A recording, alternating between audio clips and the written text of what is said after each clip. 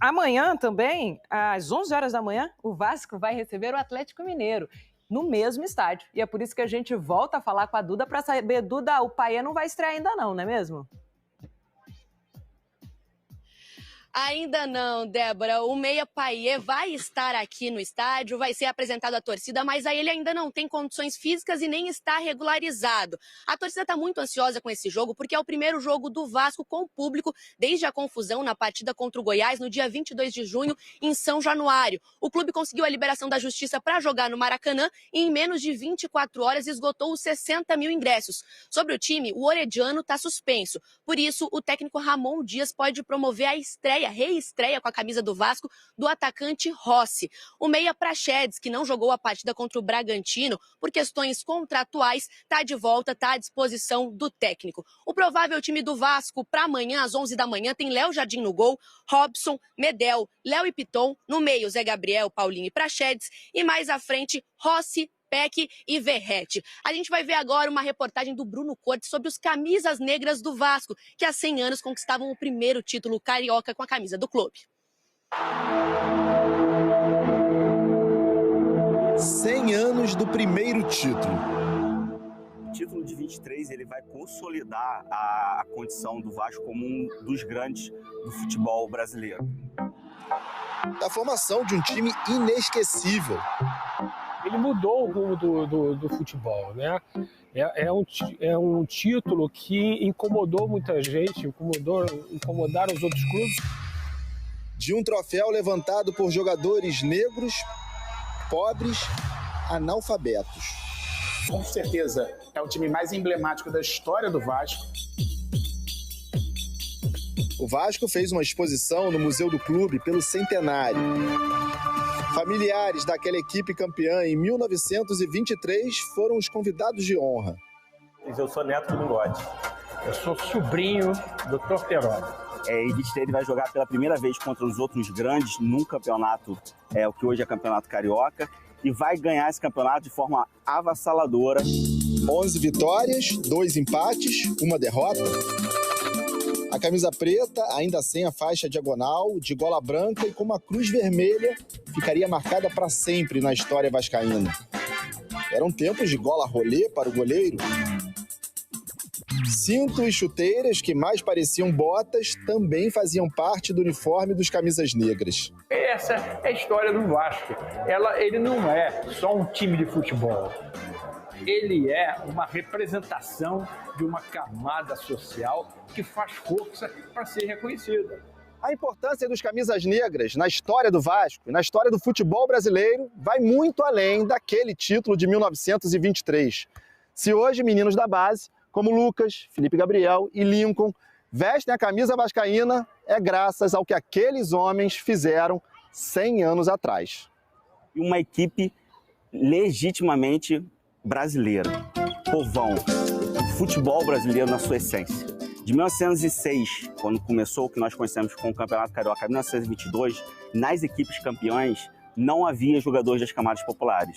O Vasco, com suas camisas negras, vão romper a estrutura do racismo e do preconceito social que imperava no futebol da principal cidade do Brasil, a capital, o Rio de Janeiro. O Vasco venceu o campeonato de 23, assim, com atletas negros, analfabetos, de baixa classe social. Graças a isso foi a porta de entrada para os demais atletas negros, né?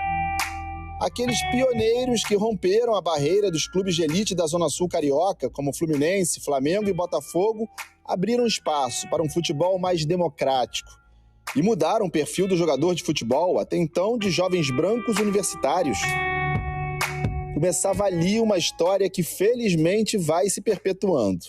A gente tem que homenagear os feitos do passado, mas agindo no presente. Não basta hoje não ser racista, a gente tem que ter uma postura antirracista. Nós somos um clube que é de todos, nós acolhemos todos, independente de cor, crença, opinião política, condição social.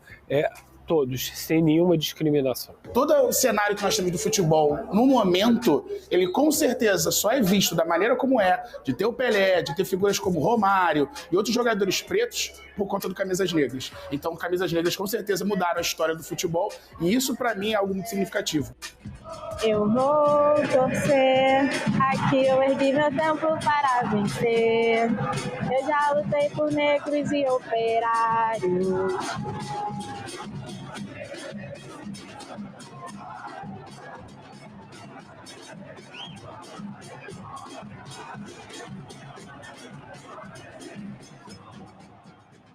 Olha só, o Vasco apresentou Payet, hein? Payet, o jogador francês. Vai ter umas bolas paradas mais pra lá. Ele bate bem na bola, jogador super experiente, jogador de seleção francesa. Ele chegou, deu entrevista e destacou o protagonismo do clube na luta contra o racismo e grandes craques que são referências do futebol. Vamos ouvir Payet, o jogador francês, que agora é o novo 10 do Vasco. Il y a plusieurs raisons pour lesquelles je suis venu ici. La première, c'est que je suis quelqu'un qui aime les défis, qui aime la pression. La seconde, c'est que Vasco est un club qui est semblable à celui où j'étais, à l'Olympique de Marseille. Et je pense que je suis d'accord pour dire que Vasco n'est pas à sa place aujourd'hui. Mais ma présence, oui, mais je pense qu'il y a aussi une équipe autour de moi de qualité. Il y a eu un recrutement de qualité et on sera tous ensemble unis pour remplir les objectifs et remettre Vasco à sa place. De France, c'est vrai que Vasco est un club légendaire, un club historique du Brésil qui a vu passer dans son club des joueurs incroyables comme Romario, comme Juninho, comme Edmundo et bien sûr Roberto Dinamite. Et bien évidemment le rapprochement que fait ce qu'on sait de Vasco en France, c'est que c'est un club où ses supporters se sont battus notamment pour de grandes causes comme le racisme. Et quand on parle de Vasco et de ses supporters en France, quand on parle de racisme, on fait souvent référence à ce club-là. Tá aí, Payet, né, jogador de quilate, né, que chega ao Vasco, 35 anos, né, e vai ajudar, Alex? Tenho certeza, ele tem tudo para ajudar, só se ele não quiser treinar, pagar o preço, e mesmo assim no Brasil eu acredito que essa condição técnica dele, com as bolas paradas, com uma excelente e diferente finalização, ele vai poder ajudar. E eu fico mais ainda fascinado com isso, que igual o Rames, igual outros atletas que estão vindo, mostra realmente o crescimento do futebol brasileiro, o interesse para com esse futebol brasileiro, e algumas SAFs, como o Botafogo, enfim, eles estão trazendo também, eu acho que essa condição de organização, profissionalização, que atrai também esses atletas. O Payet chega para ocupar uma posição muito, muito, muito carente do Vasco, né? A gente já fala há bastante tempo aqui da necessidade do Vasco de ter um camisa 10, um organizador, um meia de criatividade, um meia que possa deixar os atacantes em melhores condições para finalizar, e o Payet acho que chega para tentar cumprir essa função e preencher essa lacuna, né, o Hayad? Antes de falar do posicionamento do Payet em campo, eu queria dizer que o primeiro gol ele já marcou e foi um golaço, que foi essa entrevista coletiva. Espetáculo. Golaço do Payet nessa entrevista coletiva. Agora, se o Vasco está procurando um organizador, talvez não seja o Payet. Ele, durante a carreira inteira dele, jogou de lado de campo, no futebol inglês jogou de lado de campo, cortando para dentro, na França a mesma coisa, lado de campo, cortando para dentro, e no último brilho dele, no Olympique de Marseille, ele era o atacante de referência, inclusive o técnico era o Sampaoli, hoje no Flamengo.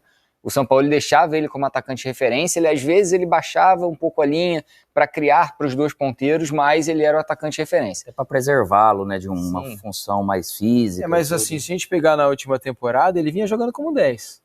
Nessa última temporada, ele vinha muito como meio atrás do atacante, né, jogando naquela função centralizada que, teoricamente, é onde o Vasco precisa dele. Que pode ser um encaixe, inclusive, pro Payet nesse time do Ramon Dias, mas eu ainda acredito que o Ramon Dias vai deixar o Payet ali do lado do Verratti como atacante de referência e armar o time de uma outra forma, sem necessidade desse 10 de armador, Que é o carimbador, pensador, eu tô entendendo o que você tá falando, pode ser sim. Mas esse do lado do Verratti, mais a questão do meio pro lado esquerdo do Vasco, é onde ele pode ir. Ele tá com o campo virado, onde ele pode finalizar. É mais próximo da área, inclusive, né? Porque a finalização dele é acima da média. Bate muito bem na bola, interessante ver, cara. Expectativa grande, né? Expectativa muito grande. Inclusive para as coletivas, né? Porque a galera da tradução vai ter que trabalhar bem. Não, Nenê, se o Nenê não tivesse saído do Vasco, já ia ajudar. Agora ele tá lá no Juventude. Olha, e o Vasco vai jogar no Maracanã, esse jogo contra o Atlético Mineiro, né? O jogo de domingo pela manhã, o jogo é às 11 horas da manhã. Depois de muita discussão, depois de decisões controversas, né? Um pouco de preconceito até, né, nas notas e na definição do juiz que julgou o caso, né, do Vasco, proibindo o São Januário de receber jogos, que o Vasco já havia cumprido a punição esportiva que lhe foi aplicada pela confusão, né, generalizada que aconteceu naquele jogo contra o Goiás, né, e o Vasco cumpriu a punição esportiva, mas havia uma decisão judicial da Justiça do Rio de Janeiro proibindo o São Januário de receber qualquer jogo. E a explicação para isso foi muito ruim da Justiça. Os vascaínos, e não só vascaínos, mas muita gente se sentiu incomodada, com razão, com a maneira que foi escrita ali pelo juiz, né? E o Vasco, assim, como solução, entrou também na Justiça para poder jogar no Maracanã. A Justiça aceitou o recurso do Vasco, com isso Vasco e Atlético deverão jogar para grande público mais uma vez no Maracanã. Fluminense e Flamengo não ficaram satisfeitos com a decisão, porque o gramado do Maracanã não está legal, e mais um jogo lá no Maracanã, só, na opinião de Flamengo e Fluminense, só vai piorar a situação.